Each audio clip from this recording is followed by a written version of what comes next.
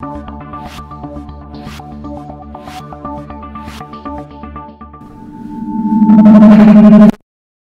Pally.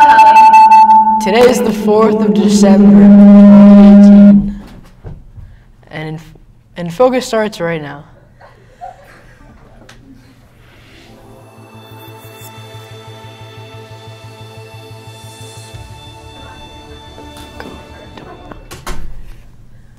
A Pally team plays in a professional arena, And thousands are signing a petition to end the practice of forced hugging.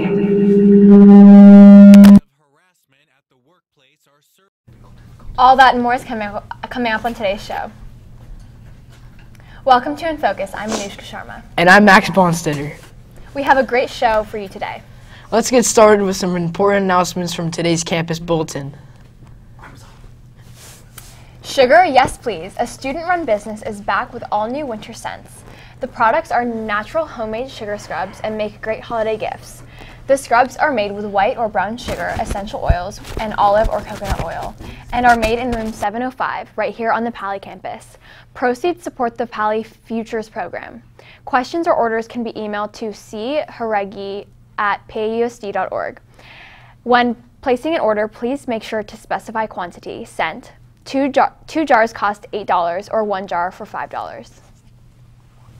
The Teen Center will be filled with fuzzy sock decorating, hot chocolate, games, chances to win gift cards from Pete's and Teaspoon, and more. The Palo Alto Teen Advisory Board's Rock the Sock event will happen this Friday, December 7th from 6 to 8 p.m. at the Teen Center at the Mitchell Park Community Center. Moving on now from what's going on around campus to what's happening in the world and locally today. Let's take a look at what's topping today's headlines in today's News Minute.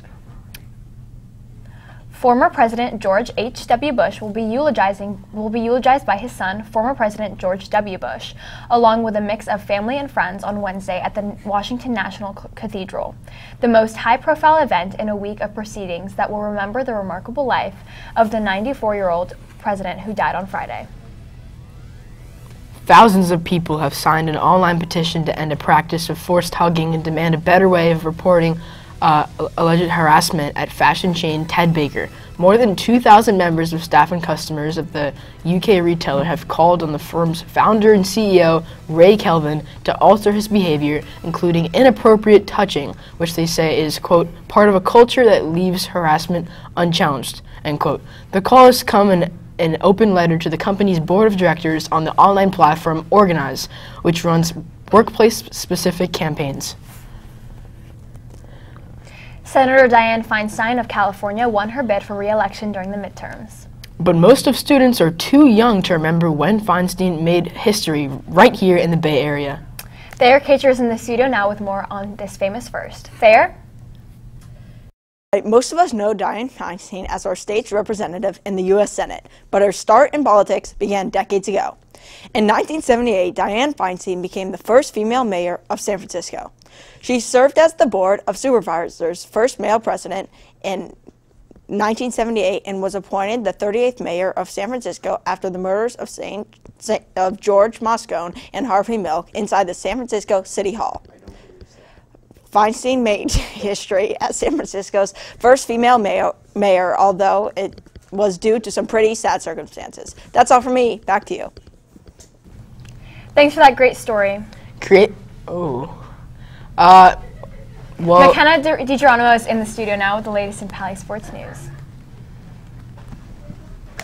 That's right. Brent Burns, Joe Turton, Patrick Marleau, are these names ring a bell? You should know the Sharks hockey. And yesterday, the Pally hockey team was the very same ice of these legends. The team took the ice against Los Gatos in front of a handful of Pally fans.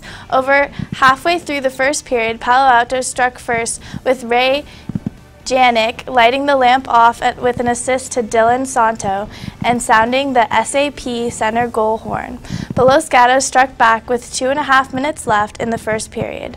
The second period was all Los Gatos, with the second goal scored less than a minute later. The Cats found the back of the net again, making it 3-1 Los Gatos. But in the third, Aiden Chu got one past the Los Gatos goalie with assists from Ray Janik and Ben Schweitzer. The Vikes put up a good fight but took the L on this one. losing narrowly 3-2. INFocus doesn't want to stress that the hockey team is not an official endorsed by the school, but consists of all Palo Alto students. Now let's see what's on the docket for today. Boys varsity soccer is at home versus Menlo Atherton at 3:30. Also at home, the boys JV soccer team faces Menlo Atherton at 6 p.m. and girls varsity soccer is away at Menlo Atherton at 4 p.m. Finally, the girls JV soccer team is away at Prospect High School at 5:30. If you want to catch some basketball at Pali today, check out the girls JV team who takes on Valley Christian High at 5:30. Both the boys varsity and the JV teams are playing away in Burlingame tournament, and if you really want to be excited about the games, the boys freshman team will be away at the Fremont tournament at 5 p.m.